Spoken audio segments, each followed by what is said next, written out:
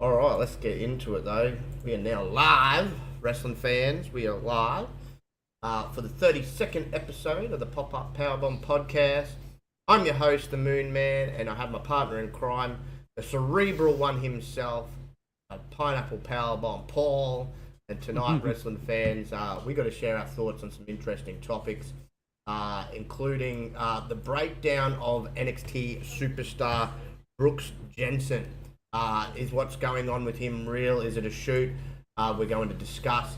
We got some CM Punk news. We of course got some news coming out of SmackDown of a new member of the new Bloodline. Some more speculation on Roman returning and what that's going to look like. The planned main event for Summerslam. We got some more disturbing, interesting news coming out of Vince McMahon. We seem to have more disturbing news each and every week when it comes to this and the court case going on. And we got some interesting news about another McMahon and AEW. So let's get into it, shall we? We got some interesting topics this week.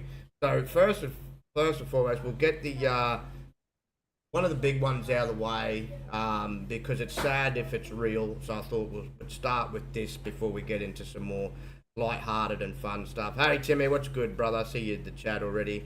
And thank you everybody that's joining us tonight as well. But Brooks Jensen, now he's an NXT superstar. He was teamed in a tag team for quite a while and was very prominent on the program. And then they split the team, and the other guys sort of gone on the up and up, and they haven't done much. Last week, when the cameras weren't rolling, he grabbed one of the commentators by the throat and by the scruff of their shirt. People, fans and alike, trying to work out if he's having a mental breakdown for real, or if this is a shoot.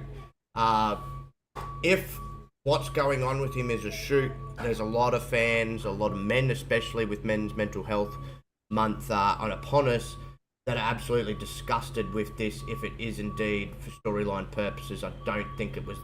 If it is storyline, it's the wisest of choice to be using men's mental health in this way. I know WWE big proponents for that. They've been doing the advertising and they do a lot of support for that and amongst other different charities, but this would not be it.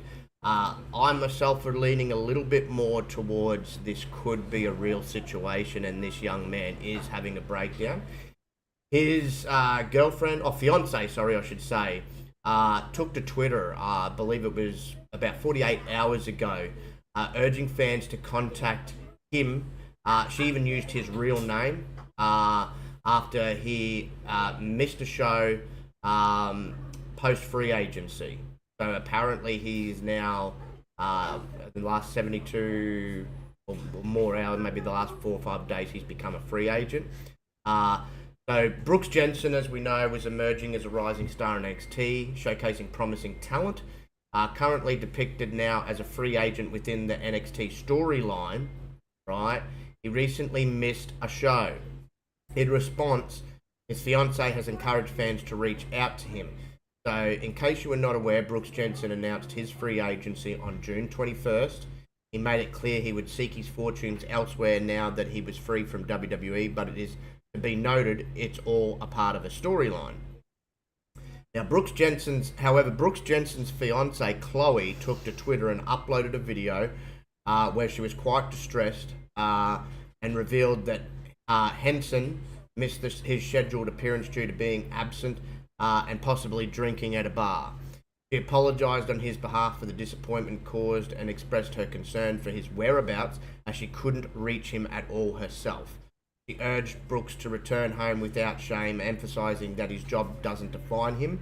She hoped her message would reach those who support him, mentioning his use of social media for creative expression, and concluded by hoping for his safe return. And a couple of his own Twitter posts were a little bit disturbing as well, to say the least. Again, and I was saying to Paul before the show, I'm usually pretty good. I have been over the years of picking up on if something's a work or not.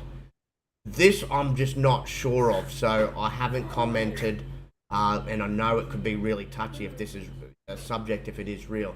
Anyway, I quote from his fiance. She said, "I'm Ben's fiance." So she's using his real name. Some of you may know him as Brooks Jensen. As you guys know, Ben was booked for his first promotion. He didn't show up tonight. I'm not really sure where he is. My gut tells me he's deep in a bar somewhere. I want to apologise on behalf of Ben for the disappointment, as many of you were looking forward to seeing him. I'm reaching out here because I can't get hold of him. Ben, if you're out there, I just want you to come home. You don't have to feel ashamed. Your job doesn't define you. I hope this message reaches enough people, and maybe some of you who have supported Ben can help get this message to him. I know he uses social media as a creative outlet. I don't usually share our personal matters publicly, and I'm just hoping Ben comes home. So, again, I would like to think that this is a real situation more than a work, because if it's a work, it's really inappropriate subject matter to be using right now. And using in this way. It's not something that should really be used in a storyline, I don't think. Men's mental health is a big thing. There is quite a lot of men each and every year in many countries that take their own life. And that's why we have a month in support of that, and making note of it, and bringing attention to it. As we're well aware, men are meant to be men, and so a lot of men have trouble expressing themselves and showing their feelings. Don't think that it's right that they do show their feelings. They think they've got to stay strong for everybody. That's part of the reason that plays into the, as I said, men taking their lives. They don't feel like they can be like women and cry and show that side of them.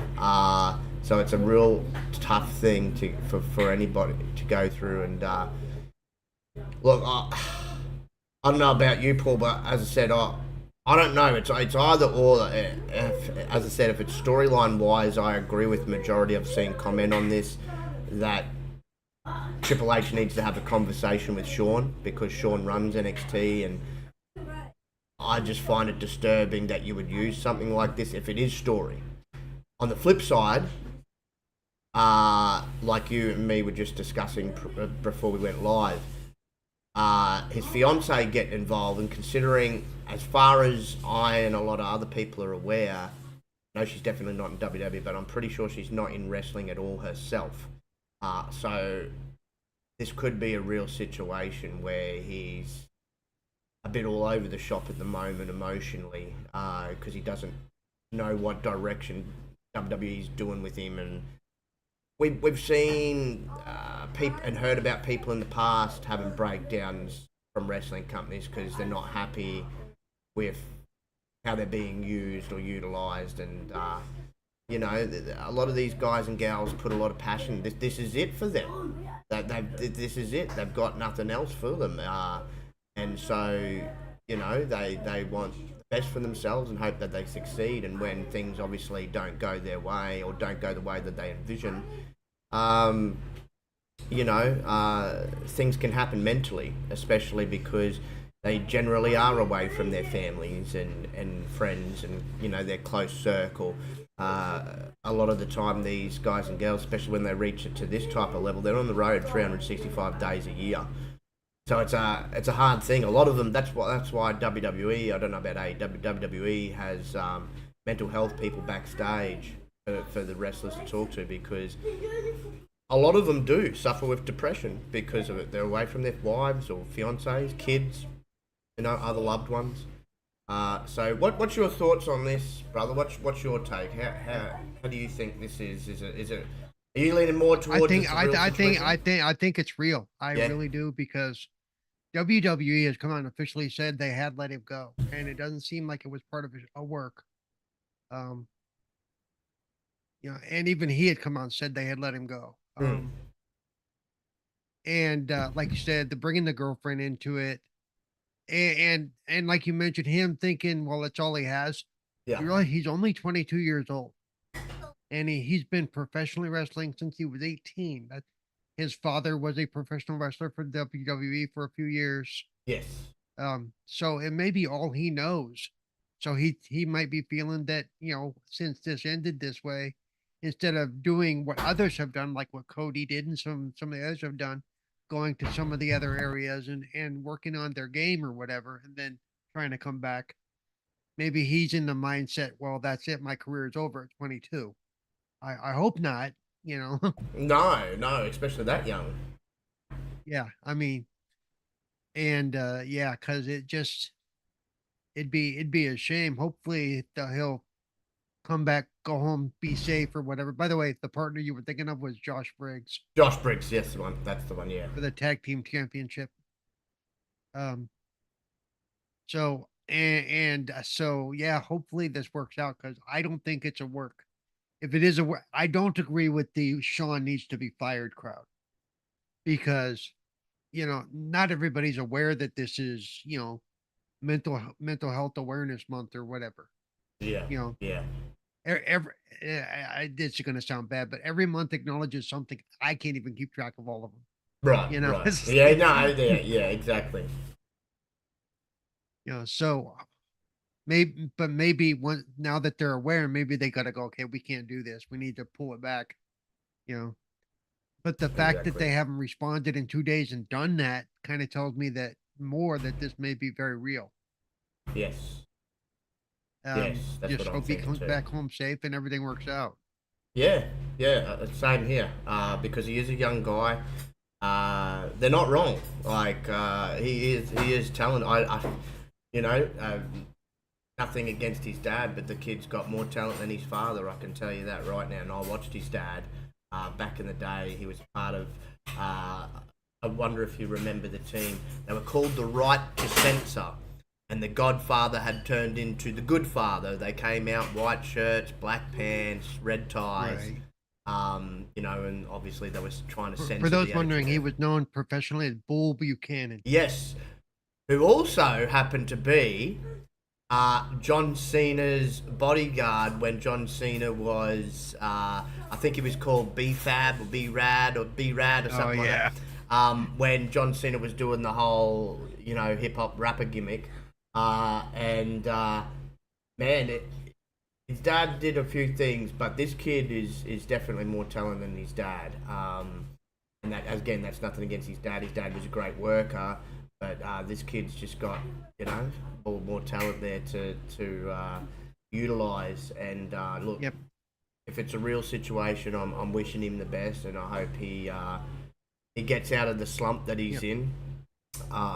Luckily, though it is interesting that this kind of got triggered when he missed a match he was supposed to be at, or missed an appearance he was supposed to be at. Yeah. Because that's not a good sign either. No, that's what I mean. So, shout out to Ben, and hopefully things start turning around. And look, if this, and I was going to say, I do believe they do have, ever since what happened with like Benoit. Yeah, I believe they do have mental health officials involved with WWE directly. Yes, yeah. So, but no, hopefully the situation rectifies himself and he finds some success somewhere. Especially if he has left WWE, he's got other avenues. I mean, he can go to TNA, he can go to AEW. At least there's companies there that. I think he'd do well in if they handled him well, he could do well in AEW. Yeah, he could. He could go to Japan too. Like, so there is options. That's a positive. So yeah, shout out to him, and as again, hopefully things turn around. More news on the so Triple H had a couple of little tidbits from Triple H himself. So WWE's plan to expand future Big Four premium live events. So WWE generally attracts significant attention and revenue to the host cities of their major events. Indianapolis right now is set to benefit greatly as it will host the Royal Rumble in 2025, as well as a future SummerSlam and a future WrestleMania. And I believe it'll be held at the Colts' home ground of Lucas Oil Field. Now, the news of these events was initially reported last week and confirmed by WWE on June 24th, The Indianapolis Sports Corp had been advocating for these events locally, and this announcement solidifies the locations for SummerSlam, WrestleMania, Royal Rumble. Sean Rossap of Fightful Select reports that the Rumble as a potential February event had been discussed for some time, so moving it out of January, as well as a potential WrestleMania date in May before late April was settled on. It was important to avoid conflicts with the Super Bowl weekend and NFL playoffs in making these decisions. While the Rumble may not always remain in February, the Super Bowl calendar could influence its timing. Additionally, WWE's press release announced that a future two-night SummerSlam would be held in Indiana. WWE sources indicated that the expansion to 2 nights for SummerSlam in Minnesota marked the beginning of this format, likely continuing for future events. WrestleMania and SummerSlam going forward are planned to be 2-night extravaganzas. Although there is no current plan for the Royal Rumble to expand to 2 nights, a long-time WWE executive suggested that it could easily be adapted for a 2-night format, and all 3 would then be 2-night formats. WWE, which are they are the 3 biggest pay-per-views they got. I don't know what I don't know what they're considering as the 4th though. They haven't mentioned what they consider as the 4th big one. I would probably say Survivor Series would be my guess. WWE highlighted several advantages of hosting events in Indianapolis, including the city's ease of access, proximity to other major cities, and the indoor stadium. Indianapolis also had a strong showing for all events around the Super Bowl years ago. The WWE has ambitious plans for future events, especially with their partnership with Fanatics generating significant revenue. The Fanatics WWE World Fan event at WrestleMania was highly successful, and it remains to be seen how WWE will continue to maximize profits for their destination events. There's even speculation now of doing WrestleMania in England and Australia at some point. So that would be interesting. England has already had what was it back in the day? SummerSlam, I believe it was, that they had over there. I believe so, yeah. With British Bulldog Bret Hart highlighting the event, main eventing it. So it'll be huge. The only thing I question about WrestleMania in Australia is, I know people tuned in to when they did the Elimination Chamber out here in Perth, but it was still very, very fucking early, right, for a lot of the Northern Hemisphere. They would have to work it out at a time that, yes, would be suitable locally, obviously, but would work out for a lot of the Northern Hemisphere where it was where we didn't have to get up at 3 or 4 a.m. Especially for WrestleMania. You don't want to be doing that for WrestleMania. So, I mean, you could have it on and say if it came on at 8 a.m. or something like that for the Northern Hemisphere, especially American, that would be suffice, because most people are generally up at that time of morning. So that would be different, but I wouldn't be doing WrestleMania at 4 a.m. So is that on the same side of Australia as you? No, that's on the opposite side. So okay, so if they were going to hold it here, because you're 14 hours ahead of me, I know that. Yeah. So if it's because I'm on the East Coast. So if they did it over here, this would just be my guess, right? The biggest stadium in Australia is down in Melbourne. It's the MCG. It can hold 100,000, right? That's where I would do WrestleMania.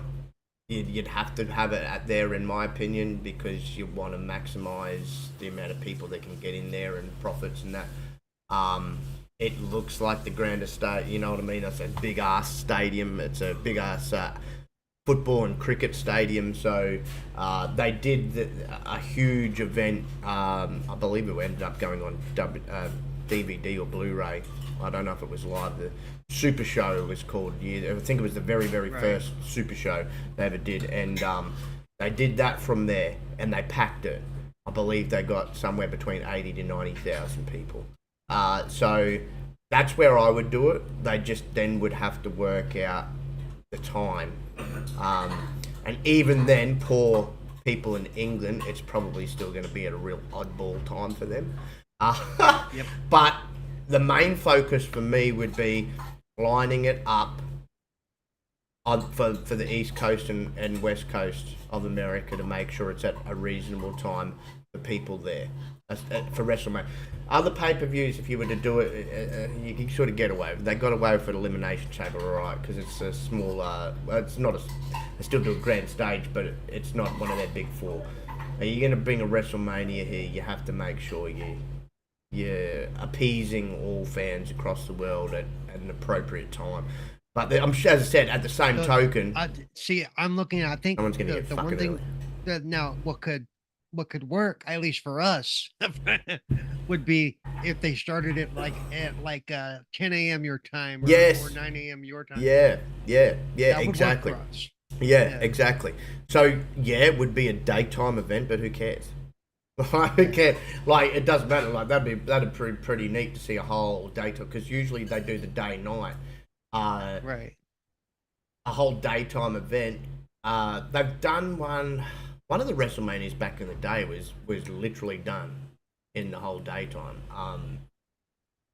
I think it's the one where Undertaker's wrestling Giant. Is it Giant Gonzalez? I think it's that one. And it was done in the whole daytime. It was just pure daytime for that WrestleMania. So it's been done before. You know, you don't need the nighttime to put on a hell of a spectacle. Well, especially if it's in the Only arena, thing- nobody's gonna care. No, they just wouldn't. I mean, they'd just save them money, but I just wouldn't waste time then, of course. Like, still do your pyros and stuff like that. But you know how generally for WrestleMania they do the fireworks to end the night? I just wouldn't wait. There's no point in doing it if it's a fucking daytime. There's no point in doing fireworks. It's 120 degrees out here, bright as hell. Yeah. Here's some fireworks. Here's some fireworks. Burn, baby. Yeah. But more news from Triple H as well. And I had a feeling this was coming. This is going to be good, bro. It's Raw, folks. WWE Raw is about to get raunchy and adult-like. Triple H confirms WWE will be fully uncensored on Netflix. I can't wait. This can take us back to the Attitude Era, or at least with language per se that can be used. So Triple H has now confirmed that it will be fully uncensored once they shift to Netflix. It was reported that WWE and Netflix confirmed their huge deal to move Monday Night Raw to the streaming service, which will begin in January next year. The reported deal, valued over $5 billion for a duration of 10 years, has shocked fans across the world. Now, while speaking on the Pat McAfee show, Triple H commented on the unique nature of working with Netflix, highlighting several key points. He noted that Netflix is a completely different environment compared to traditional networks like Fox. Triple H pointed out that on Fox, if the crowd chants something inappropriate like "holy shit" or worse, the network cuts the audio or even displays a black screen. In contrast, such issues will not arise with Netflix, allowing for more freedom in live broadcasts as they will be uncensored completely. Like he said, and I quote from Triple H, Netflix is a completely different breed, different animal. How are commercials going to work? What's the length of time? What are restrictions? And what are not restrictions? Right now, just as an example of us being on Fox, if the crowd chants "holy shit" or "F this" or something worse, they just take that audio. Sometimes they take the picture and audio off. The Rock comes in. You can't tell The Rock what to do, right? He does what he does. So we won't have those issues on Netflix. The ability to be live globally, the ability to have everything seen all at once everywhere. It's a game-changing moment. Now, the other thing I've noticed doing the rumor rounds about it, Raw possibly reverting back to 2 hours once it hits Netflix. I'm all for that, because I think 3 hours is too long to stretch out personally, and I think some weeks they do it all right, and then some weeks that extra hour, it's like you can tell they're dragging and trying to fight something. So I think taking it back to 2 hours is fine, because that's what you got pay-per-views for, to go 3-4 hours.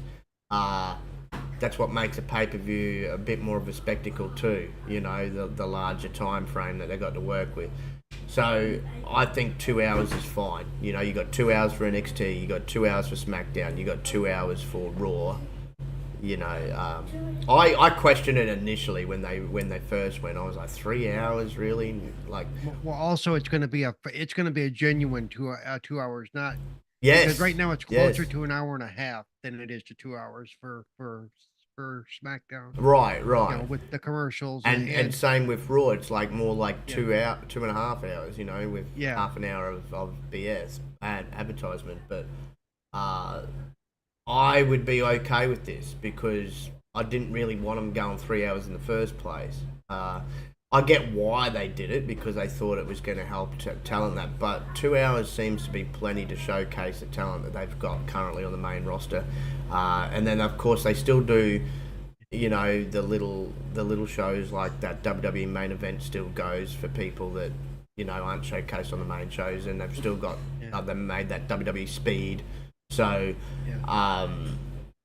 you know, can I tell you why I actually like the 3-hour format? Yeah, go ahead. It gives them time to do extended promos, which can fill out the story a little more. Yeah, So that's to true. me, I like some weeks are better than others, but sometimes I like it. I like the Right. extended telling a story thing because it makes it feel more real to me. Yeah, I can get behind that, and that you're not wrong. That is probably a good part of them doing the 3 hours, but you know, I think we were so used to 2 hours of Raw for so long. Like, But I think without the commercial breaks, they'll be able to do a lot of that without the additional padding. Yeah, exactly. And we know what NXT's moving over to the CW. It's funny, and Raw's moving away from USA, but then SmackDown's moving from Fox to USA. That's funny. But apparently the thing is eventually. Wait. I didn't know that AEW was moving to CW. No. NXT's moving. NXT. Yeah. It's moving to the CW. Because CW is just so weird. Yeah. You know? But it gives them more exposure too, because I think it's Warner Brothers owned, if I'm not mistaken. And it is, and it's gonna give them more exposure, probably to a younger audience again. But eventually, apparently, everything is going to come across to Netflix at some point. Eventually, which is going to be good because. Not for those of us who would rather not have to tune into Netflix to see it. No, not in that sense, but like in the sense that they. Like Triple H said, they can go uncensored. The crowd won't be censored. You know, The Rock won't be censored. You can't censor The Rock. Well, you know? I can see where that could be good and bad, depending on how. Because I mean, you know, to me, there's got to be a balance there. You don't get raunchy just for the sake of being raunchy. For me. No. But obviously, they want to move right away from the PG era. They're done with that. That was one of the longest fucking eras. I have to say, the longest eras, and while there was some good stuff in it, I never think wrestling should be PG. It should never have been PG in the first place. You know, unless Disney fucking bought it, then I'd understand it a bit more because it's fucking Disney. But you know, wrestling. If Disney bought it, they'd be singing every other show. You know. Yeah. Welcome to Raw. Like, you know. So, no, but like wrestling, in my opinion, should not be restricted to PG. I think it should be an M-rated product. You know, where you can still fit stuff in there for kids, but even do what they used to do, right? With Raw, the first hour they kind of left it sort of family, kid friendly, and then that's when they upped the notch the second hour and turned it more adult. Well, they were using that 8 o'clock, 9 o'clock break, or 9 o'clock time for the kids. Let's have fun. Yeah, is what they were. yeah, exactly. And so, you know, that's how I think it should be because you know I know they still got to cater to kids as well, but it just should never be completely restricted to just PG. I thought that was that I get. I just hope that doesn't go. It doesn't. That you know when this kind of freedom tends to be granted, a lot of times they go too far the other way. Yeah, that's true. Oh, I can say the F word now. Well, I'm going to say it all the time now. You know. Yeah, the overuse. Yeah, relax. I get it. Yeah, the overuse. So interesting. Now, next little topic.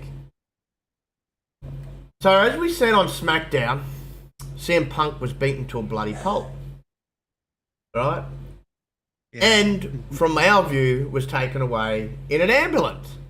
Well, a fan broke it all for WWE, the mystique around it, because he was seen leaving the arena just by hospital angle on SmackDown, no blood, looking fine as Larry, driving off in his Jeep. Oops. Yep, oops. So, CM Punk sidelined, of course, at the moment. Still, he's not medically cleared with his triceps injury.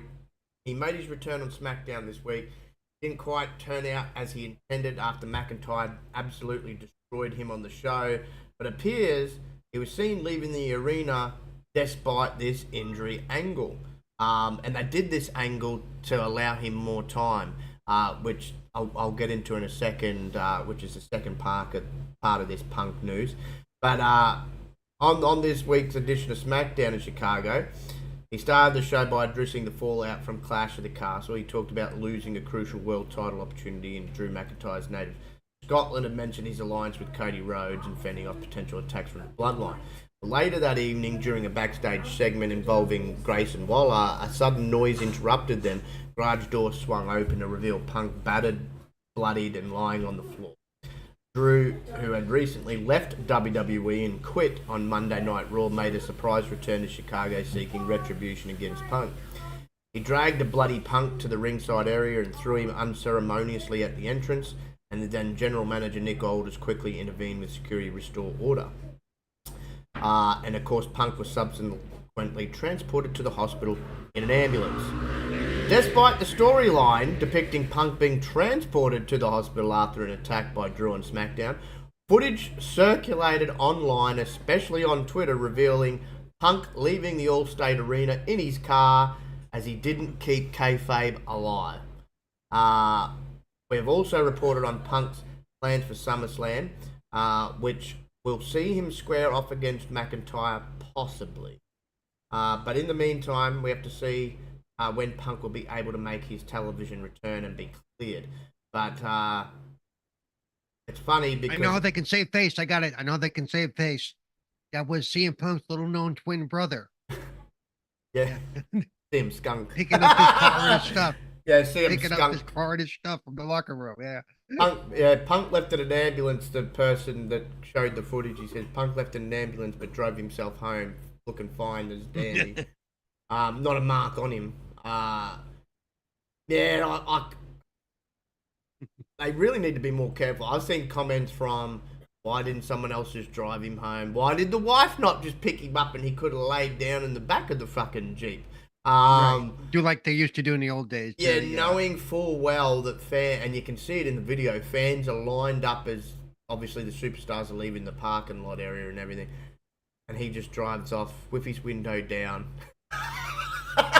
With his window down. Yeah, you can see that might have been the clue, you know, probably. Yeah, I'm like, oh, for God's sakes, man. But in saying that too, now uncertainty looms over his in-ring return status. This is why they've got possible SummerSlam, because they're not 100% sure how his injury is coming along. So he made his return, as we know, at Clash of the Castle, and he interfered and cost Drew. But then following McIntyre utterly annihilating him at SmackDown, it was evident that WWE wrote Punk off television again so that he could continue his recovery. Now, while speaking on Wrestling Observer Radio, Dave Meltzer noted that Punk's in-ring return status for SummerSlam is touch and go, that his return is not a 100% sure thing. He said it's touch and go about SummerSlam. They're hoping for SummerSlam. The attack on SmackDown buys them some more time. The hope is Punk is ready for SummerSlam, but it's not a sure thing. That's the big show. That's where they want it to happen. But at this moment in time, everything's still up in the air. So it's all going to come down to whether he gets medically cleared. The good thing is yes, doing this, what they did on SmackDown, does buy him more time. SummerSlam's not until August 3rd. So he has still got between now all of July to get. He's got about clearance. 6 weeks. He got 5 or 6 weeks. So with some luck, he'll be ready. Even if he has to wear a massive elbow, like chunky, one of those chunky padded elbow pads on that arm, if he has to, if he's like, say, very close but not quite, you know. I've seen wrestlers do that in the past. Drew recently had an injury himself. Obviously, not as bad as Punk's, but he was wearing one of those chunky, elbow pads I'm talking about on his arm when his Punk hurt his elbow, I believe it was, for Drew. So yeah, they could do something like that. Fingers crossed for him, because I know that it is one of the big matchups of SummerSlam that they're counting on. So hopefully, he's been doing all the right things. And look, the photos he's been posting, it's the biggest I've ever seen CM Punk. That man is hitting the gym like I've never fucking seen. Which is good. He's probably realizing that he probably does need to put on some bulk now, especially at his age, to cushion a lot of the blows and stuff that's going to prevent a lot of these injuries. Because he wasn't, he's always been a small guy. I mean, I know he's 6'1" or 6'2", but like small build I'm talking about. He's just looked like an everyday Joe. He's always referred to himself as an everyday Joe too. Now he's Buff Punk, I'm calling him, because the man's just built like a brick shithouse. Now, as I said, I've never seen him this big before, but I think he's seen the benefits that it's helped Randy, and as we noted, Randy got bigger on his return, which he probably got told to put some muscle mass on, especially around his back. Punk, I think, is doing the same sort of thing, so he can avoid these little injuries that he's been picking up, and it will help cushion the blow a lot of the time. So hopefully, fingers crossed, that will be the case. Now we get into some Bloodline news. Wait! Before you go into that, since we're on the injury thing, Cody's injury, do you think it was real? I think he actually did hurt his ribs that night. Good God, bro, I'm telling you now, that was one of the best debuts I've seen in a long time. That man, I kept telling everybody he was the beast of the Bloodline. This man is a dangerous man. He destroyed everybody. And I do think he may have hurt Cody, because that spot looked tough, bro. Like that. He splashed the crap out of him, bro. Like that. Oh, I'm telling you. And I honestly do hope it was strictly an accident, not him being sloppy. Well, it wasn't. Being sloppy. No, it wasn't sloppy. Yeah. That was. If you watch it, I watched it a few times. I watched it. Yeah. He perfected it, bro. There was no sloppiness to that at all. It would have just been prior, like just an accident, because probably the weight coming down on top of Cody. But that was beautiful. That was and the reason I told you that the reason I told you I didn't think it was a work was because Cody actually went out and thanked the guys who wrapped him and got him up there to go out to the ring. He did. So, and usually when it's a work, they don't do that. You got a big boy like that nails you from. You're on that table. He nails you from the ring. Yeah, it's gonna hurt, bro. That's gonna hurt. That's gonna hurt real bad.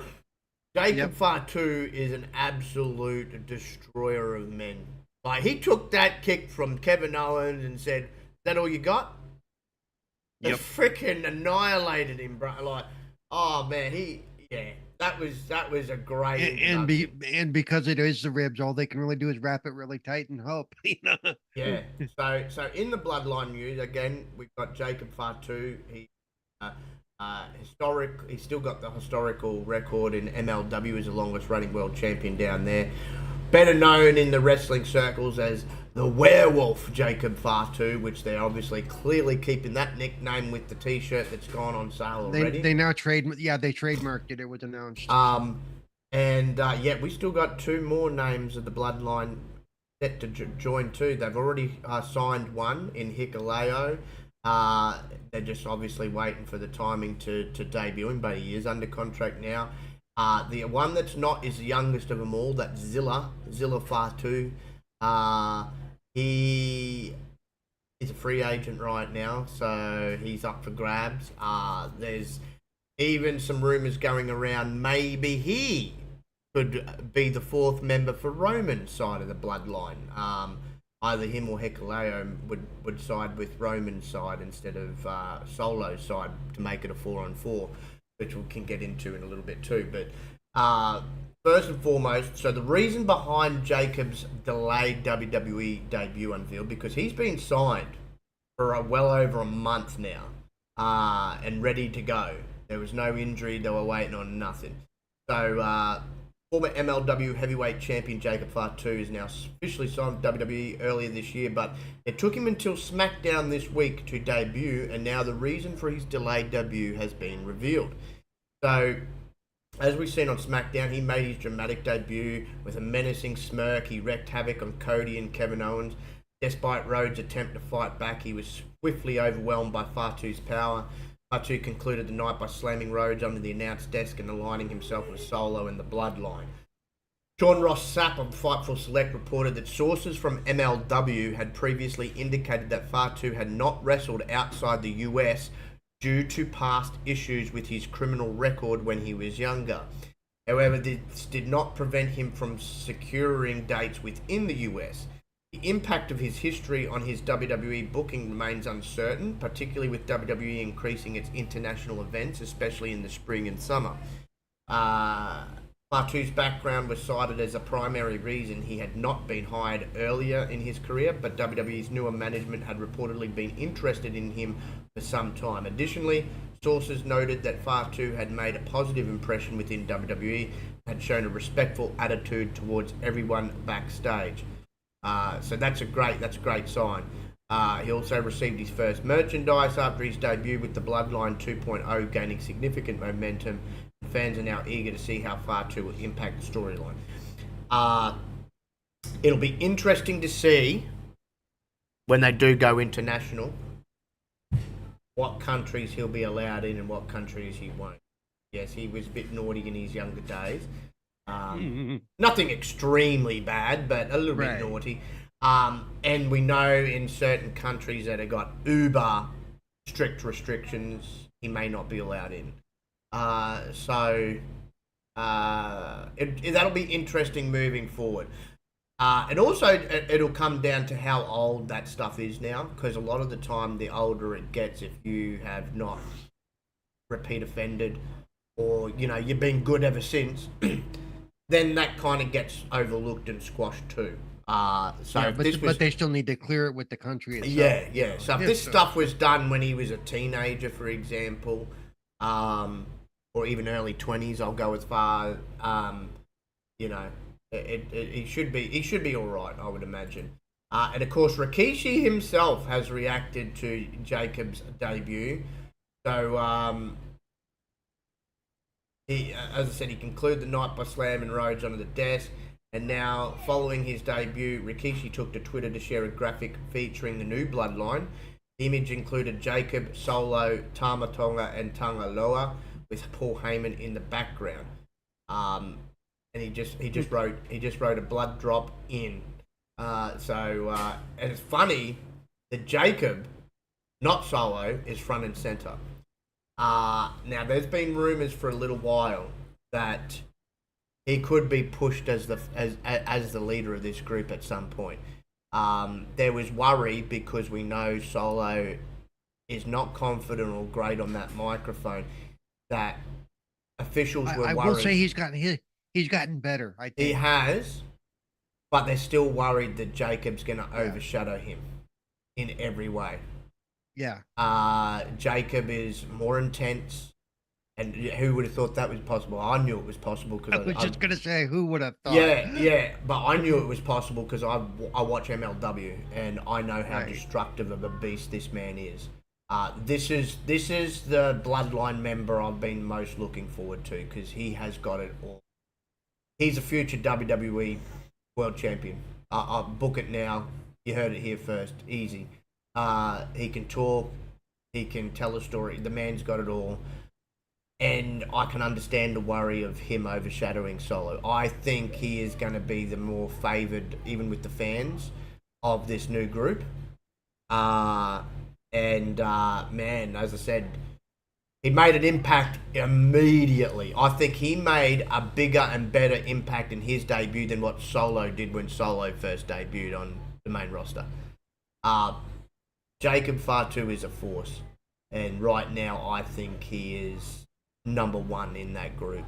At the moment, yes. I'd like to see him and Strom go at it. Would be a good match. I'm telling you, man. Like he's a big boy.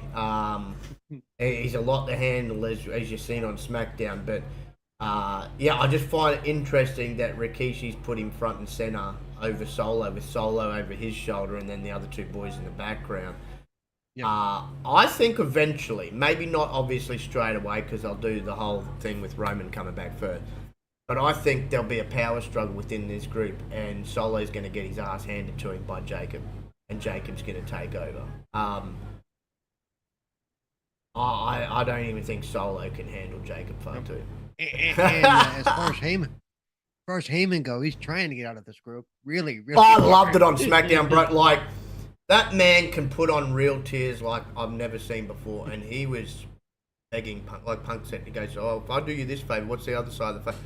Take me with you." Take me with you.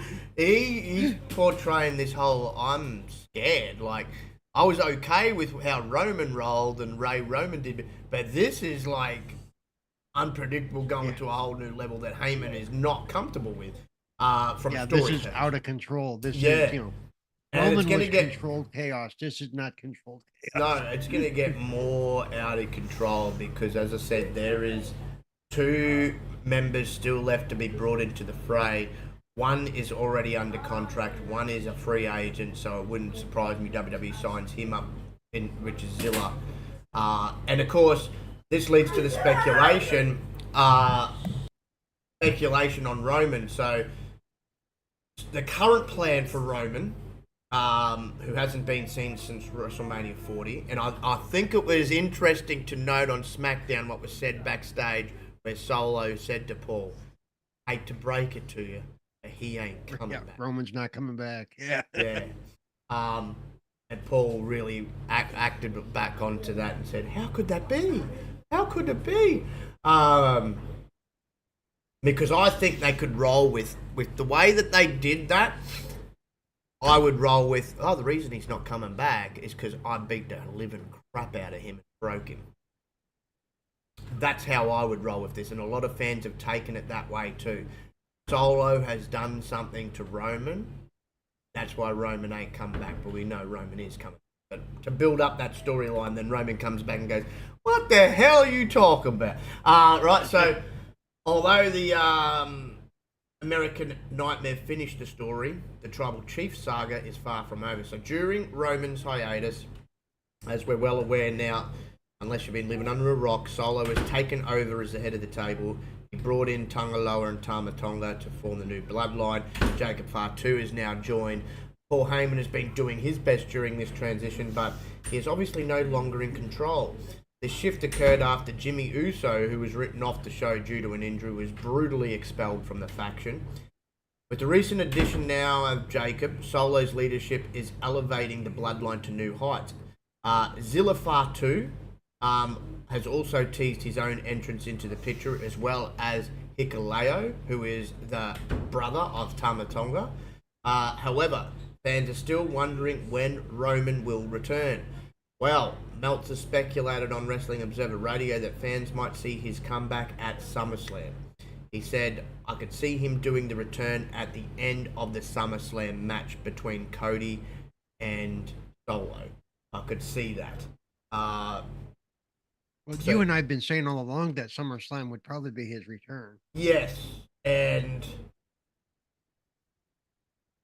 when Roman returns, the speculation is that he will return with Jimmy Uso by his side, while Jey Uso continues his single career on Raw brand. However, they may bring Jey into the fold to help out as well. And as I said, there's 2 members left to inject into this. Now, one will probably likely join the new Bloodline, but the other could possibly join up with Roman. So it would still be a 5-on-4 at that point, but at least you're only one member away. And then there is also speculation that to make it a 5-on-5, and they do their match at Survivor Series, they bring Sami Zayn back into the fold for Roman. And Roman sees him backstage and says, "Hey, Oos, want to get Oosy again?" So, and he's got that storied history with them anyway. So I could see, for example, I would say out of the 2 remaining Bloodline members to be interjected, I would say Hikuleo would probably join the Bloodline because his brother's Tama. And Zilla, the youngest of all of these Samoans, will join up with Roman, the Usos, and Sammy, and there'll be your 5-on-5. They're looking to continue this Bloodline storyline from all rumours accounting for at least another year or 2. They want to go with this, and I think now that they've injected new blood, therefore they've injected new life, which me and you said they should have freaking done over a year ago now when they had the Jay and Roman, fighting for control match. I can see them. They mishandled that. Yeah. I still think they mishandled that. I think I can see it being dragged out now for the next year or 2. I still think, because he still continues to comment on the bloody stuff, and I was going to say 2, but no, his 3 sons are involved in this. I still think at some point Rikishi is going to be involved. I don't know in what capacity, but he's going to get involved because he's been doing this for over 12 months, tweeting out stuff all the time. As I said, Jay, Jimmy, and Solo are his kids. He's going to get involved at some point, and the man can still. I can see him getting involved. Paul goes over and goes with Roman's side. Right. Which we kind of expect is going to happen. And then Rikishi comes over and manages the Bloodline side. Which would be interesting because he'd still be going against the other 2 boys. At least one of his sons, if not both. Yeah. Yeah. But, no, the storyline's picking up again. But yeah. The storyline's definitely picking up again, which I like. And, it had its lull period there for a while, and we were like, oh no, we want it to be over, and now everybody's back enthused in it. And I think the lull period mainly happened, I would say, because of Vince, because Vince was still there at the time. Yeah. I think part of the difference is, too, it's back, and it's back without Roman. Yes. Because remember, before the focus was always Roman. Yes.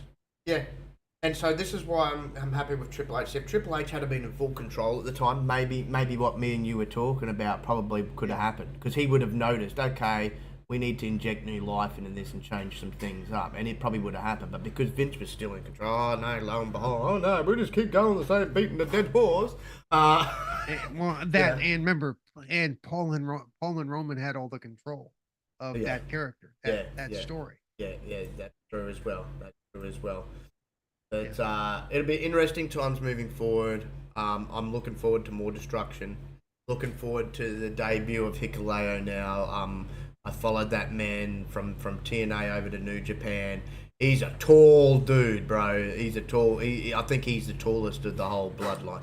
But he's a great wrestler. He was a part of Bullet Club with Tonga as well. And Tangaloa, right. He's got some weight behind him. He's got some legacy there, and of course, young Zilla, whose career is only really just getting started. He's got all the talent in the world. I've seen his indie stuff, crazy stuff that he does, and so I can't wait for his debut at some point too. Obviously. Unlike Hikuleo, he's not under contract, but he's not under contract to anybody at the moment, so he's up for grabs. And I don't think WWE is going to let him sign anywhere else. They want to inject him into this as well. So interesting times ahead. And then now moving on, we're getting into some more Vince stuff, and you're going to be able to go off here because this, when I read it, was disturbing.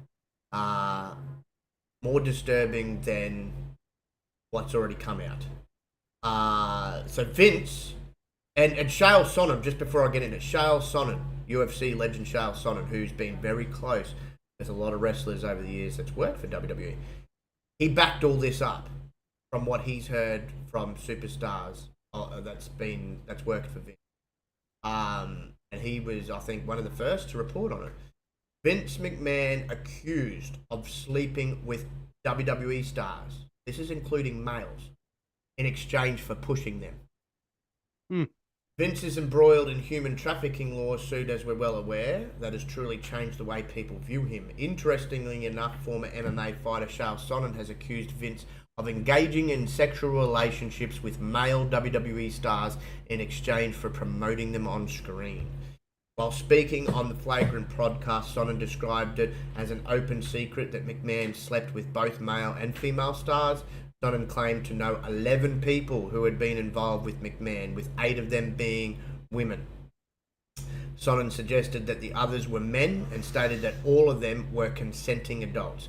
He noted that he wasn't joking about these allegations on the Jim Rome show and expressed surprise when McMahon was removed from the business after all the allegations against him this year. However, Sonnen believes that McMahon might still make a comeback, but if men start coming forward with similar accusations to the women, it could really change this situation significantly and turn everything on its head. He said, and I quote, "I never met Vince, but I know 11 people that he slept with. 8 of them women, the others men, all consenting adults." So which is the implication and I was talking trash. I was not talking trash, but I wasn't joking on the Jim Rome show. Anyway, I mean, when Vince got Me Too'd out of the business, I did think it was a surprise, but as good as he is, I would not completely count that he couldn't come back. But when the men start coming out, then it will be a different story. Sonnen also alleged that McMahon would hinder the careers of those who didn't agree to his advances, briefly mentioning Shawn Michaels as an example.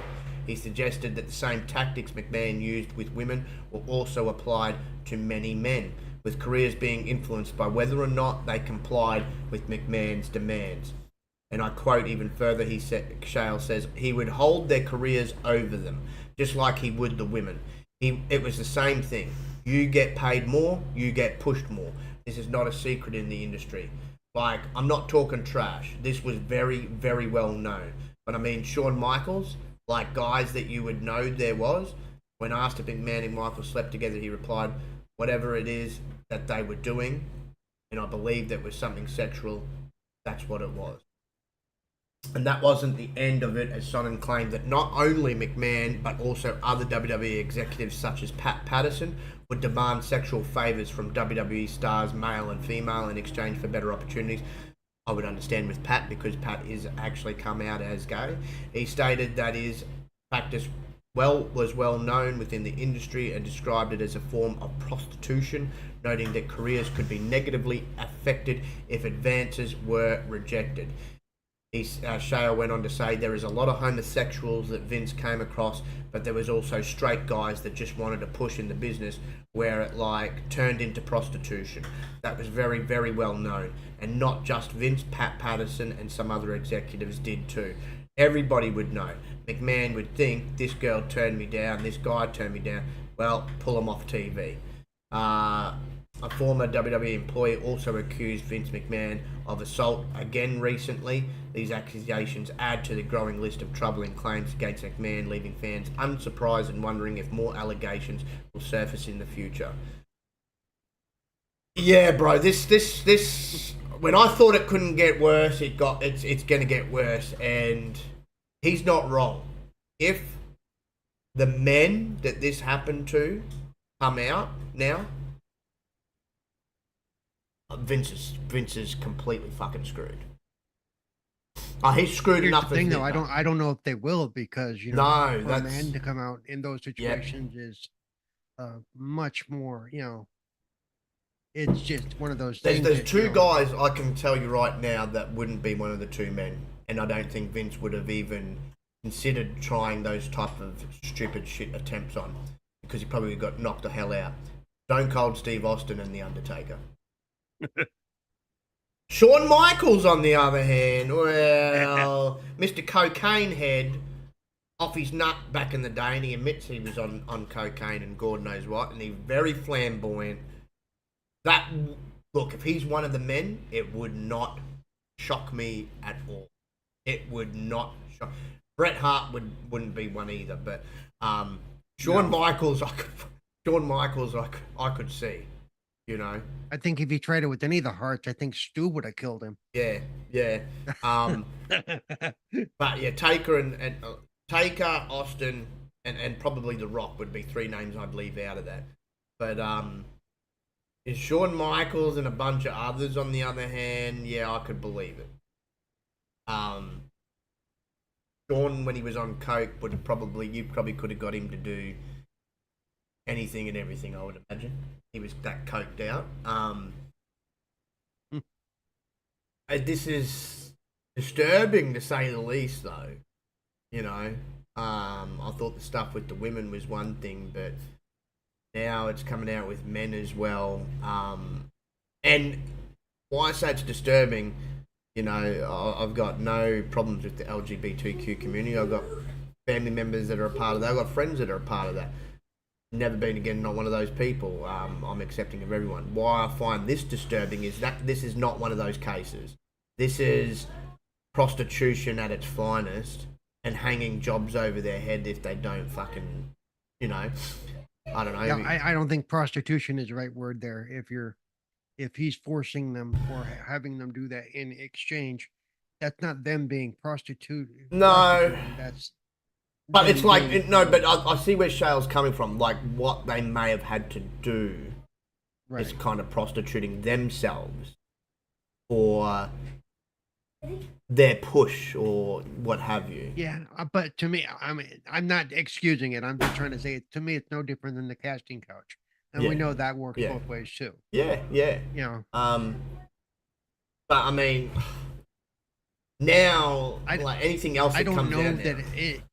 I don't know that it would have that it would be that as damaging as it would have been, say, 10 years ago, given that how far society has come on those takes. But no, I've even seen people say they should completely scrap with all this going on, right? If he is found guilty on all these allegations, that TKO might want to also look into changing the company's name to TKO instead of WWE. Rid yourself of Vince's fingerprints on the business altogether. A total rebrand. I would say yes if it wasn't so fucking globally big. I would say yes, do that. Right. Because it's so freaking global, changing the name now would affect it because everybody knows it is WWE. Granted, yes, we know they changed the letter when they went from F to E. Right. But you're talking about completely scrapping that and calling it TKO. Right, which TKO is more associated with either UFC or boxing, you know, technical knockout. Right. So it wouldn't fit right for a wrestling promotion. So I don't think that they can do that. The only thing that they can do is do what WWE did with Benoit. You completely erase Vince from history. You erase him from all the tapes out there, all the video footage, everything. Like they did with Benoit. That's probably the best that they can do. They can make a rule. He still shows. Yeah, Benoit still shows up on the pay-per-views that are. Yeah, but he's streaming. I noticed that his face is blocked out though. Usually. Yeah. But that's what they could do. And put a ban on his name being used. You're not allowed to say his name. You say his name, you get fined. They could do things like that. But this is, from another point, this is fucking sad. Because didn't matter how you felt about him. We all knew that he was an asshole to work with. We knew that. Everybody's known that for years. I wouldn't have thought this far though, until all this started coming out. I also knew he was unfaithful. Everybody's known that for years. But I didn't think he would be this way. And the reason I say this is sad is this is the man, and you can't really forget it when you're at our ages, this is the man that took wrestling and put it on a freaking global scale and blew it up. Right. This is the man that put the nail in the coffin of his competition, WCW. And you know, he done some historical things here. He turned his father's promotion from a New York promotion into the global conglomerate that it is now. And unfortunately, as much as you erase everything about him and don't talk about him in that you can't stop. Yeah. You can't not. I mean, that's Right. it's He's so history. ingrained with the yeah, he's so ingrained Yeah, with the profession. yeah. Well, yeah. It's history, and so this is going. As I said, it is going from bad to worse, but it's just it's sad because as I said, knew he was a womanizer. I knew he had cheated on Linda numerous times. I knew he could be an absolute prick to work with. But apart from those things, which is generally a typical case for a lot of American businessmen, which is true. Look at Donald Trump, for example. Been through so many Yeah, fucking we don't women. want to go there.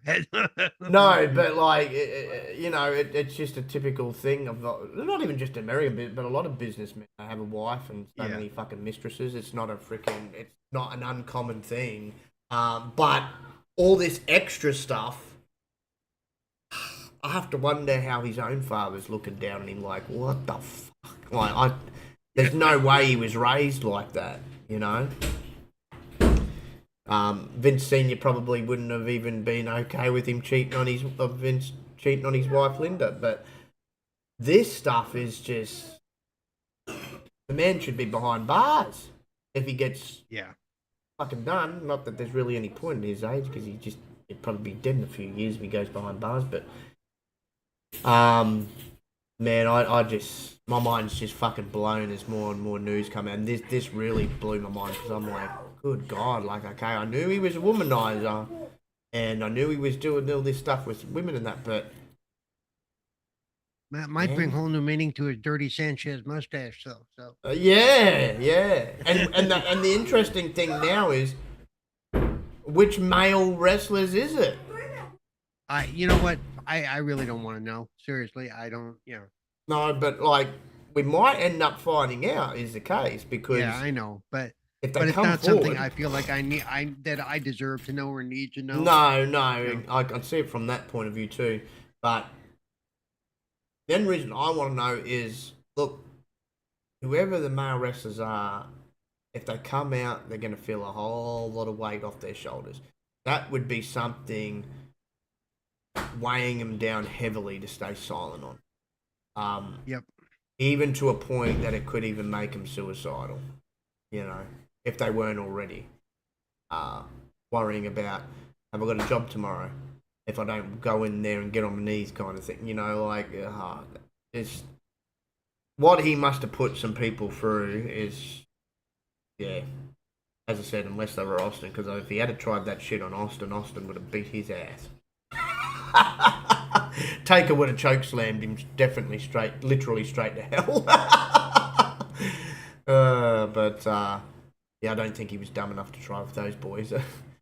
But yeah, we'll see as more unfolds. But it just gets more and more disturbing each time news trickles out. So I just hope he gets charged with something. You know, something's got to happen here. You know, I don't want to see him creep up in another promotion or create another promotion. I know that's been rumored too. I'm like, no. Yeah, that's been rumored. Yeah, but moving on to the planned main event for Summerslam. So set to take place, as we know, in iconic Cleveland Browns Stadium, Saturday, August 3rd.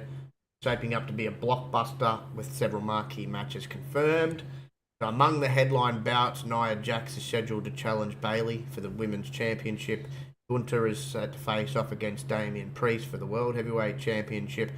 And additionally, WWE's been laying the groundwork for Cody Rhodes' next major storyline, notably pitting him against the Bloodline in recent engagements. So during a segment on Wrestling Observer Radio, it was disclosed that Cody Rhodes versus Solo Sikoa is slated to headline SummerSlam as the main event. Anticipation surrounding this clash is palpable as Rhodes, known as American Nightmare, prepares to step into the spotlight once again following a recent injury setback inflicted by newest Bloodline member Jacob Fatu. And a quote from Meltzer himself, he said, "It is the planned main event for SummerSlam currently," mentioning the significance of this matchup in WWE Summer Spectacular. However, Rhodes' physical condition remains a concern after the brutal assault he endured, raising questions about his readiness to compete at full capacity. So, again, he's got 6 weeks. Hopefully his ribs are feeling a lot better by that time. If indeed it's not a storyline and it is, like you suggested, it is real and he might have a few broken ribs. I don't know if it's his whole rib cage, but I could see definitely a couple of ribs being broken. Otherwise, that is going to be an absolute bitch for him to wrestle that match. Because broken ribs make it hard to breathe. Not that he hasn't wrestled in pain before. We know that. Holy No, crap, we know that he's shoulder. wrestled in pain before. I mean, that arm, but I mean, that arm injury is different to ribs, you know. Ribs affects your breathing. Yeah. That's the only issue. So, If they did and they made it like a triple threat or whatever, I could see where they would, play him down and let the other two shine or whatever. Yeah, you could hide him. We in both that, know yeah. they've done stuff like that. Yeah. But I'm going to go out on a limb here right now and say I'm not looking forward to this main event at all. I'm not looking forward to it. I don't think Solo's on his level. I really don't. Now, it's not going I to think be. we're going to get into another. We're going to get into another situation Roman was in, that he can't win a match without help. No, Right. but like I'm even talking about from an experience and wrestling standpoint. Oh yeah. This is not going to be one of Cody's going to have to carry him through this match. Yeah. And Cody can do that if he's healthy. Yes, Solo is quite limited. I'm not talking Goldberg limited by any stretch, Right. but he is limited, and that I stupid don't ass think- thumb move that I swear Yeah. looks dumb. That thumb Yeah. thing looks idiotic. I It looks like don't he's gonna. I think. swear, like I've said before, and if you don't know what it is, look it up. It looks like he's gonna do an oil check on his opponent. You know. I don't think it's going to be one of Cody's best or better singles matches. No. You know, and no fault I of think Cody. that's all good. That's gonna what's gonna carry that is who shows up and does whatever. Yeah. The And it would be tattoo or funny. I'm whatever. telling you, it would be hilarious watching Roman protect Cody. Kind of that would be funny. I'm like, you're gonna protect the man that beat you. That Okay. would be cool. To have Roman show up and just Yeah, throw yeah. Solo out of the ring. But yeah, it's gonna be. This is gonna be more about the story, not the wrestling. The wrestling, Yeah. as I said, Cody will do what he's gonna do in there, and he's gonna make Solo look as good as he can possibly make him look. But this is not gonna be a match for the ages like a Cody versus Seth or Cody versus Roman or Cody versus even Priest or Cody versus Gunther or it's just it's I'm not looking forward to it. I'm more looking forward to the other main event, Priest and Gunther. I think that's going to be the better main event because those two boys can actually wrestle. Yep. So and neither one would have to carry the other. So that would, to me, would be a better match. If Punk's all right, I'm looking forward to that match more so because him and Drew McIntyre are going to bring the bloody building down. Heck, I'm even looking forward to Bayley and Nia. I think that'll be a better singles match. This is the first time ever I'm looking at a Cody match going, I'm not really that interested. Outside the story, I'm not that interested. It should be a nice easy tick win for Cody. There's no way WWE's going to put that belt on fucking Solo. There's no way they're going to take it off Cody right now, and there's no way in hell they're going to put it on Solo because Solo is, in my opinion, not world heavyweight champion material. It's just not. You could get away with putting one of the middle titles on him, maybe the IC or the US, but he's not world championship material. Jacob Fatu is world championship material, and I can't wait till he busts a cap in Solo's ass and takes over. But yeah, oh man, if this is their main event, I hope it's not the last. I really hope they do a dual main event and Cody and Nat go first. I would not want to end SummerSlam with Cody and Solo, unless the plan is for Roman to return. Then obviously you would leave it to last because that'll be a big return. If Roman isn't going to be there though, I'd actually have it opening the fucking pay-per-view. And I would leave Damien and Gunther to last.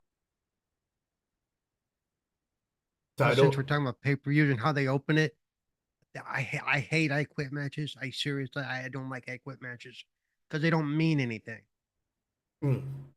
That's like retirement matches. No, I know. They don't mean shit. No, you had Cody make AJ say I quit, but that's it. He's not gone, is he? Yeah. It's essentially a submission match. Yeah, it's a cry uncle match basically, but yeah. And the way they ended it. Up until the end, it was a great match. Up until how they ended it was because they're both great in that ring. But look, AJ's going to have some stellar matches on his way. He's already turned around and said once his contract is up, he's done. And he's not. He doesn't mean he's going to another. He is done. His body. Right. He's put his body through enough over the years. He's had a long ass career from his days in the WCW powerhouse to TNA to New Japan, now to WWE. He's done it all. He literally, I know people are like, oh, I hope he comes to AEW. He doesn't have any reason. I wouldn't go and tarnish your career over there. He doesn't need AEW might need him, but he doesn't need them.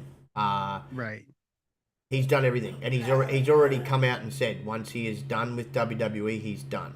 I mean, the only place that I could see him showing up, and I don't even think it would be for a match, he might do a match or two, would be TNA, which is where his star really shined before he went to Japan and then WWE. So, and TNA really was the house that AJ built. So, right, that would be the only place I could see him going, but even then, I think he's too old to do what TNA does, though, without really seriously. No, I mean, as I said, he might go over there. He might have a match or two, and that, or he might just go over there to be inducted into their Hall of Fame. You know, they've got their own Hall of Fame over there. Right. But essentially, once he's WWE, he's done. He wants to go home with his kids. He wants to be able to walk around in his later years as well. The man's for at least, and I know for the last 5 to 7 years, wrestled with back issues. Because of his style, he's really jacked his back up. And look, as I said, he has done everything. He's won world championships in all these other promotions. As I said, he won world championships in TNA, New Japan, WWE. He's won all sorts of different other titles in between. He's done it all. There's nothing left for him to prove. And as far as I'm concerned, Tony Khan and AEW can stick it up their ass because he don't need to go there. Because the guys that I could see him having great matches over there with, he's already had matches with them. He wrestled Will Ospreay in Japan. He's wrestled Daniel Bryan before on the indie scene. He's wrestled Kenny Omega in Japan. There's no one over there that he needs to wrestle. He's wrestled them elsewhere. So, yeah, shout out to AJ. Always living up to that name. Still lives up to phenomenal name, surprisingly enough. But, of course, our last bit of news is to do with another McMahon. And boy, oh boy, would this be really interesting. Now, there's nothing really to it right now. But Shane McMahon's contract is completely done with WWE. It's been done for a while. And there's AEW rumors circulating. That would be interesting to see a McMahon in AEW. So AEW is always ready to shock fans whenever possible. And a recent rumor about Shane's status in the pro wrestling world has opened up numerous possibilities. There was significant speculation throughout the wrestling community the last few weeks regarding the possibility of Shane McMahon appearing in AEW. Tony Khan told Wrestling Observer that he has never had a conversation with McMahon as of yet, but those we spoke to also confirmed that Shane has reached out to several wrestlers backstage at AEW to gauge interest. Sean Ruff Sapp of Fightful Select reports that Shane's father Vince told some close to him in WWE that Shane would never get another pop in the company again as long as he was in charge following a messy Royal Rumble 2022 situation. Although Shane appeared at WrestleMania last year, he no longer has any contract whatsoever with WWE, including a talent contract, Legends contract, or any similar agreement. He was reportedly featured in this year's WWE 2K24 under a complete separate agreement, and that agreement was with 2K. As Ringside News exclusively reported, Shane was let go from WWE after the 2022 Rumble. He was very bossy and wanted to dictate too much with parts that couldn't be changed. He also had conflicts regarding the use of stars like Bad Bunny. All this led to Vince pulling Shane, and the Rumble match was booked without him. Shane is healthy, as he was recently spotted at a baseball game fully healed. He has continued working out during his recovery, keeping his knee in a brace while focusing on his upper body. Whether Shane will end up in AEW remains to be seen. It would be a massive coup and a massive surprise for Tony Khan to pull off. The big question is how he may be used. Given that he hasn't been under WWE contract for such a long time, many believe that this could be a possibility. What's your thoughts on this, man? Do you think that we might see Shane McMahon showing up in AEW? You know what's funny about this? If you remember a couple months ago, there was rumors that he was going to be going back to WWE too. Yeah. So I mean, it's like he's on the cusp of returning to something, but we don't know what. No, we don't. That's the thing. We don't know exactly to what. And yeah, look, I believe that the man has a couple more matches left in him, but he's certainly not going to sign him to a full-term contract. He's in his 50s, I believe. Like, yeah, he is. He is. And Yeah, he's never been. He's younger than me, but not much. He's never been a full-blown wrestler. He's done some crazy shit, we know, and that's why we love Shane, for the craziness. And he can actually go in the ring. That's a funny thing. Even though he was not really, again, a full-time wrestler. He was a full-time on-screen personality, but not always a full-time wrestler. So he could do some things, but you know what? I think his knowledge. I was going to say for that. I was about to say for that purpose alone, his backstage knowledge, his management knowledge. Yes. Yeah. He'd be good for any company. He would be huge to take a lot of weight off Tony Khan, and we've been screaming, both of us, that Tony Khan needs to learn to delegate, but he needs to hire some people to delegate to. Shane McMahon would be fucking fantastic. Not only does Shane know the ins and the outs of the wrestling business, obviously helping his dad for many years with WWE, he ran his own freaking MMA company for a while. Right. So, I think it was more that he just ran out of funds, I'm pretty sure, because Vince didn't really want to be into, putting money into another project that wasn't wrestling, wasn't his WWE. So, he had to use his own money. But look, he still ran it pretty decently from all accounts. That would be a get for AEW. Because then Tony can go and sit the fuck at home and let Shane run things. Because Shane would run things a lot better than what he could. If Tony Khan wants his play toy, as I like to refer to it as for him, if he wants that to really thrive and actually become an actual competitor and be looked at more favourably, hire Shane McMahon and let him run things. And then you might actually start seeing a change. So I think my only concern would be with what we were talking about earlier is Shane's gonna bring a little bit of baggage with him that he has no control over. Right. Because of his last name and because of who he is. Yeah. But he is his own man. Yeah. So he is his own man. I'm not saying, but there's always going to be that question: how much did Shane know? Yeah, of course. But we know, as you mentioned, though, Shane and Daddy didn't split on the best of terms in 2000. Oh no, he hates his dad. He doesn't you know? like his dad at all. Neither does Stephanie. So yeah, but look, he's out there. He's available clearly. If you're looking for somebody to really help your product and run your product, you couldn't get a better person right now than Shane. Yep. He would help AEW in many ways, and Tony really just needs to loosen the rein and let him run with it, to let Shane do his best. You know, don't try and interfere. Hire him, and you sit at home. You know, being your fan self, collecting the money, but let Shane do what he's got to do. Give him free reign and let him do and give him time to do it, even if you don't necessarily see what he's doing. That's the big thing. Well, as I said, his impact would be felt instantly, because I tell you now, things would be run differently. You might actually start seeing, for the first time ever with AEW, some decent fucking storylines, and the storylines having continuation. That'll be the first thing that you will notice with a Shane McMahon led AEW. Right. It would be funny though if he turned around and goes, walks in, it's got to be so reminiscent from back in the day. He walks in, comes on AEW and goes,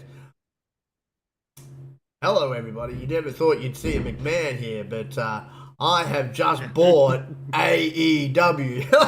It's like back in the day where he shocked Vince. He's like, "I bought WCW." Yes, so McMahon did sign the contract, but it wasn't Vince McMahon. It was Shane McMahon.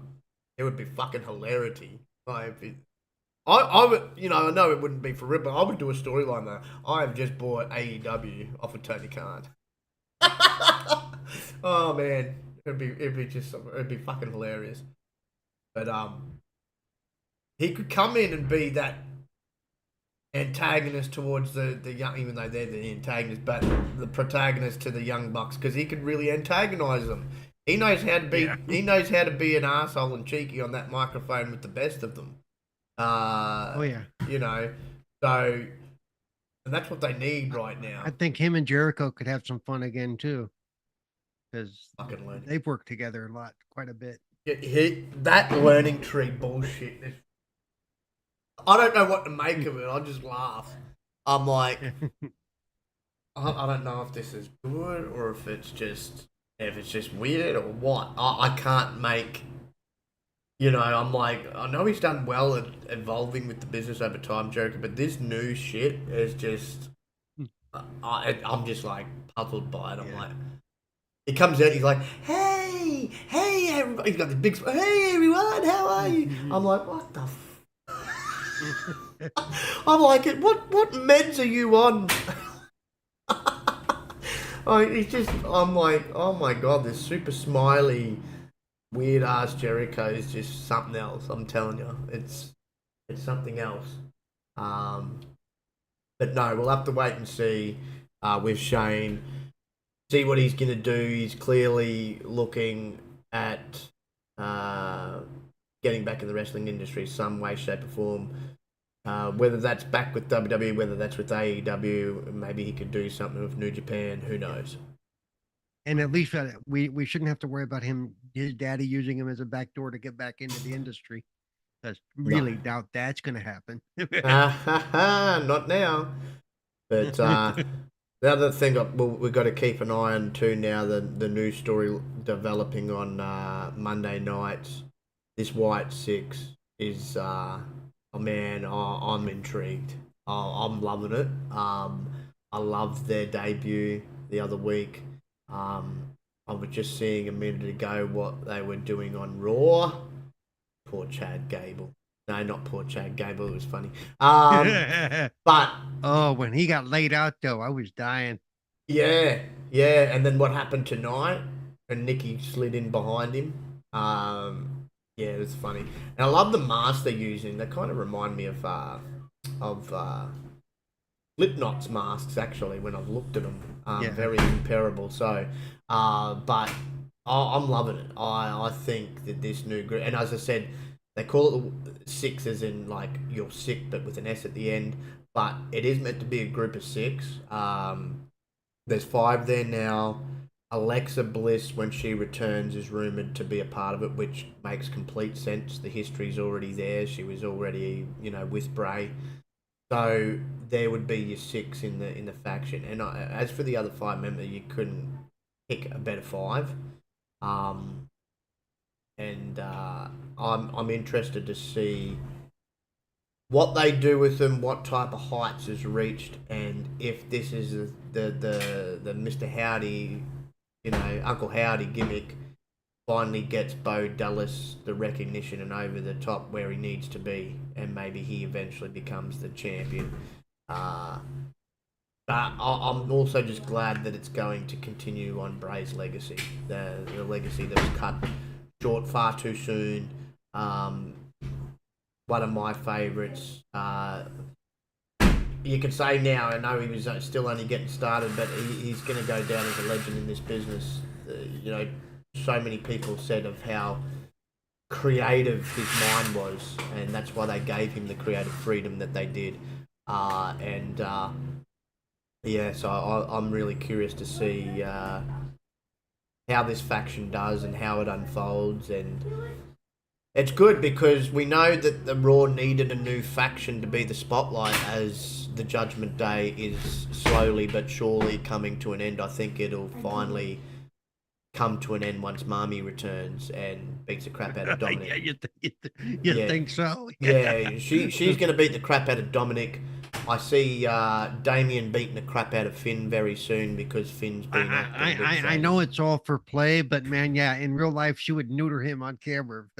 Yeah, and Damien is going to beat the crap out of Finn very soon because Finn's been very sly the last few weeks, and Damien's caught on. Well, did you see the bit where with Dom's room key? Yeah, and then Finn is the one who snagged it. Yeah, Finn's the one causing all the drama. Yeah, exactly. And here I was thought it was going to be the Oompa Loompa, but he's just been sort of cast. I'm glad that nickname was stuck with you. I'm glad I gave that nickname. Yeah, it's awesome. Yeah. And I don't know what the hell Carlito's doing in the background. Like, is he a part of the fucking group now? What's going on there? I don't know. But, I guess he is, or he's just kind of a hanger on, Yeah, he's doing the truth, but except they actually want him there to do dirty work. Yeah. But isn't that kind of how the Oompa Loompa got in there too? He was just kind of hanging on in the background. Yeah, well, hanging on to Finn's coattails because him and Finn are actually best friends in real life, and that's how he sort of became. But yeah, that group's coming to its end, so they needed another group, and the Wyatt Six, man, I think's going to be bigger, badder, and better than the Judgment Day anyway. They've certainly debuted with some destruction. Best way to probably debut them. I love the eerie, spooky, unpredictable vibe. Now you got two unpredictable groups in them and the new Bloodline. So, you don't need any more factions on the main brand. You got two factions running wild right now. So, interesting times, man. Interesting times, and I think things are just going to heat up as things start to unfold, and Roman returns to the fold, and Punk returns healthy, and him and Drew are really putting on a good story right now as well. But yeah, man, they're heating up and they're hitting on all cylinders. I think they'll have a bounce back pay-per-view at their next event because that last pay-per-view of theirs was a bit meh for me. I must say, which is unusual since Triple H has took over. They've been usually banger after banger after banger with their pay-per-views, but that was a bit of a lull one. Clash of the Castle, yeah, I think they'll bounce back with this next one. I think their pay-per-view coming up 2 weeks, is it? Is it 2 weeks or is it next week?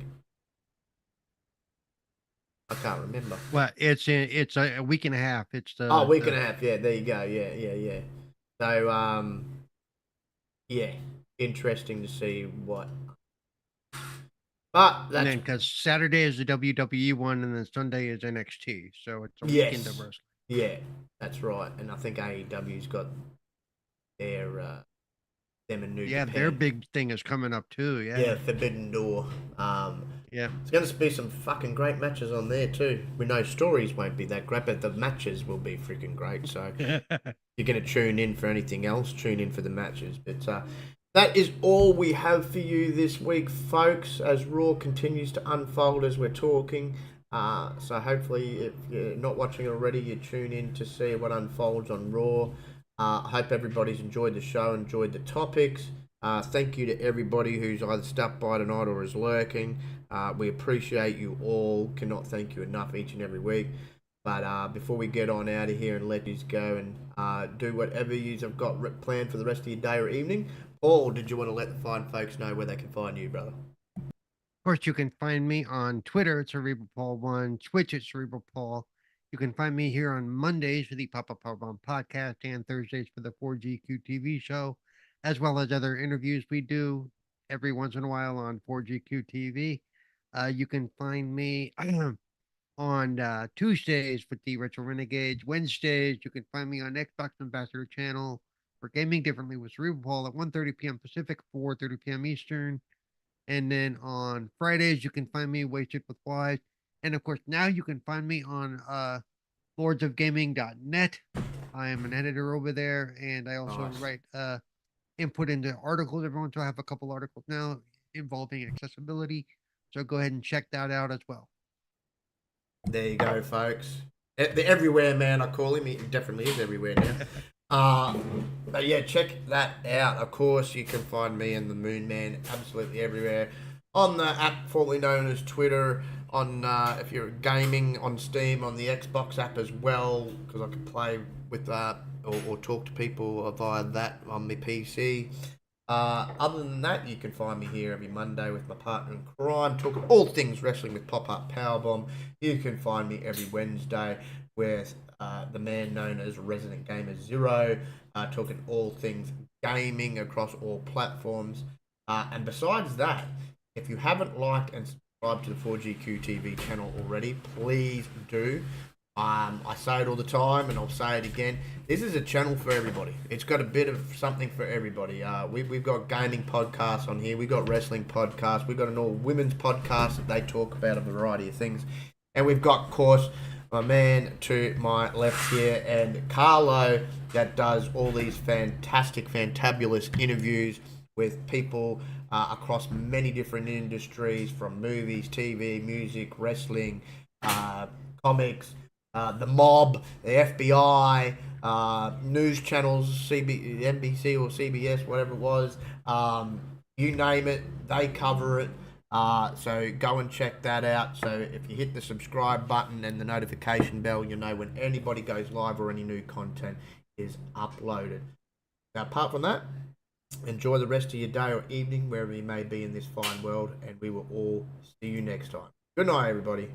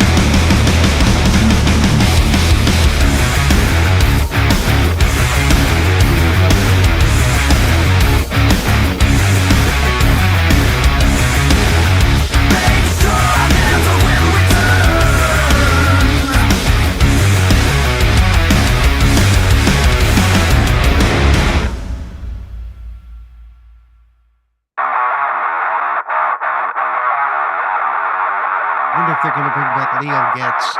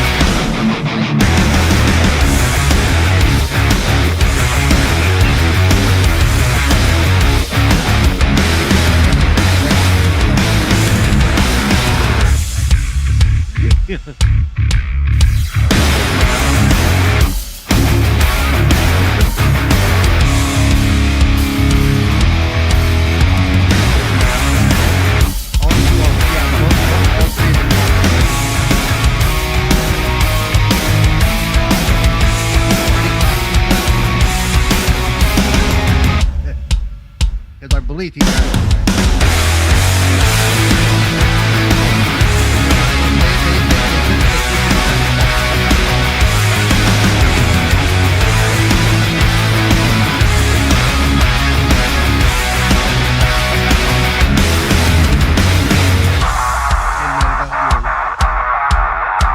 He was a scumbag in Aliens.